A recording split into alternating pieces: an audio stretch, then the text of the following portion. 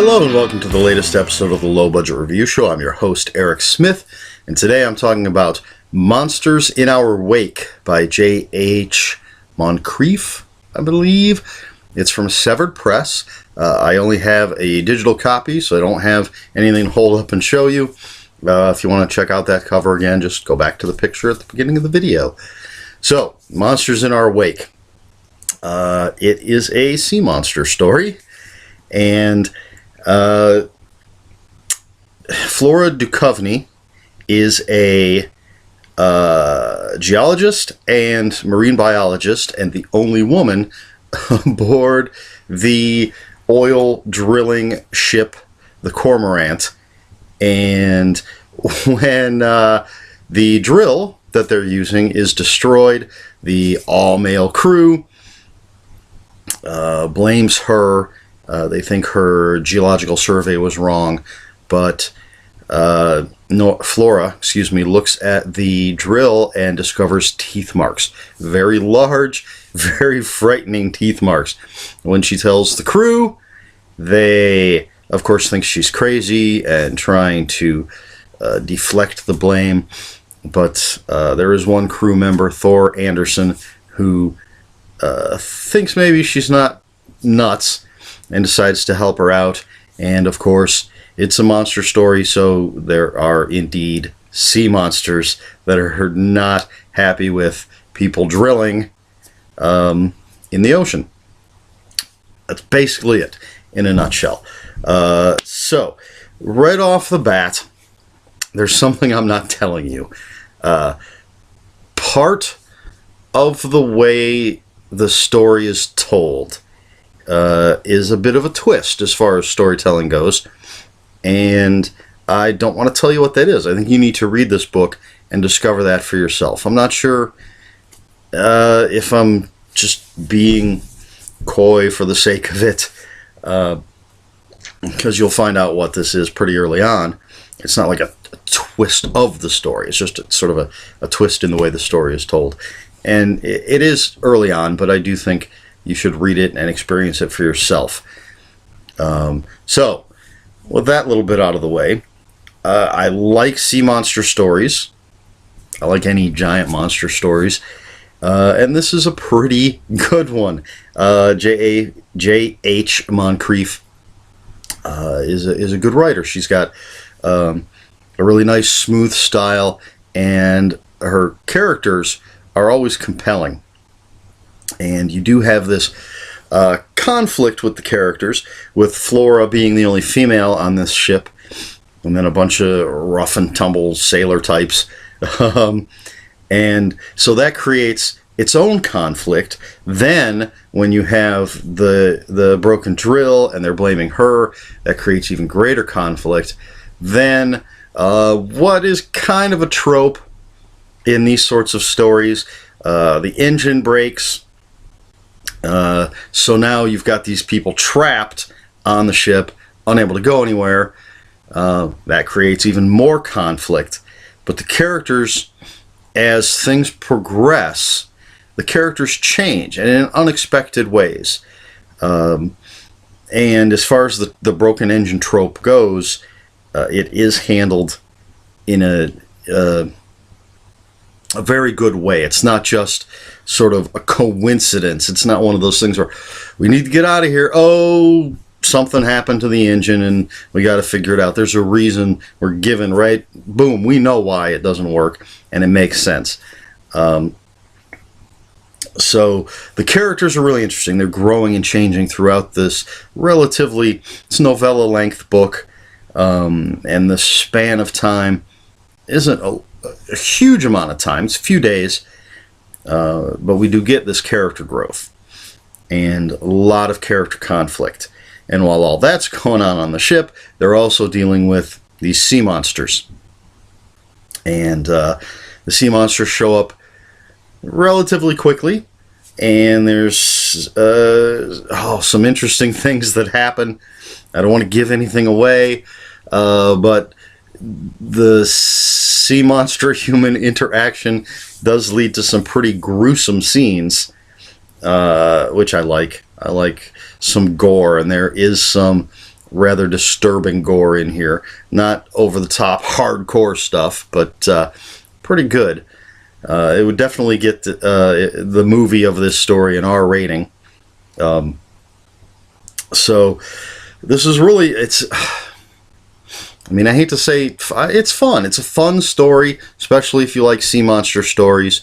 The characters are very good. Flora is an interesting character, and she's a strong woman, but she doesn't get, well, the crew doesn't like her because she's a woman on their ship. So, I mean, she does spend a lot of time alone, which of course doesn't help, because she's seen as sort of a loner then. But she's really an interesting character.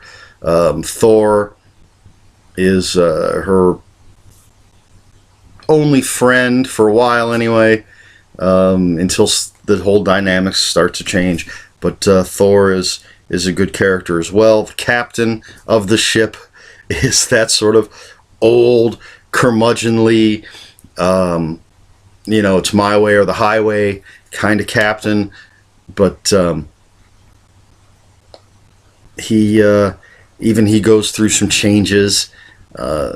Some of the crew we don't really get to know that well, but the ones that we do are very well drawn characters. And then the sea monsters are pretty cool. What they do, how they do things is pretty interesting. How they affect things is, again, I'm trying not to give anything away. I will say this, I'm kind of surprised. I thought Severed Press sort of had a formula. I could be wrong, because I haven't read a ton of their stuff. But for this sort of thing, I thought they had sort of a formula that their stories followed to a point. Almost that sci-fi, and that's SYFY, the channel, sci-fi kind of creature feature storytelling sort of follows the same pattern. And this definitely diverges from that pattern. It's very different than those sort of creature feature sea monster stories that we may have read from Severed Press before or seen on the Sci-Fi Channel before, which is kudos to Moncrieff for that. So again, man, it's it's tough. I really don't want to give anything away. I think I say that in every single video, and I covered the main story beats as far as that goes. Our people get stuck. They have to fix the ship. They have to survive the monsters and each other. And so it's a very compelling story, and there is that twist, which I'm not going to tell you what it is, but I was going to say it's a big part of the story, but I don't want to blow it up too much. It's a decent-sized part of the story and how it's told, and I think it's really well done, and it's quite fascinating. So I recommend this. It is out in physical copy now. I just don't happen to have one at the moment. So I think that's it. There's not much more that I want to say about this. So we'll get to the rating. And for Monsters in Our Wake by J.H. Moncrieff, I give it... my lighting is so bad. I give it 4 out of 5 blurry pictures of Nessie. Can you see those? That's, I guess, the best you're going to get. They are blurry pictures of Nessie. And just to be clear, this story does not take place in Loch Ness. It just seemed like an appropriate picture for my rating. There is a couple mentions of Nessie, so there you have it. So that's it for Monsters in Our Wake. It's a really fun, kind of gruesome, well-told sea monster story with a bit of a twist in the way it's told, and I dug it. I think you should check it out. I will have a link or two for the book in the description down below, as always. If you have any comments, questions, or corrections, please put them in the comments below. Comments are open for spoilers. Just post a spoiler warning, because we try to be polite here at the Low Budget Review Show. So if you want to know more about the story, you can ask me in the comments. If you want to know what that twist is, you can ask me. I'll tell you. We'll just have spoiler warnings so we don't spoil it for people. Please like, share, and subscribe. And I think that's all I've got. So this has been the Low Budget Review Show. I have been Eric Smith, and until next time, read more books.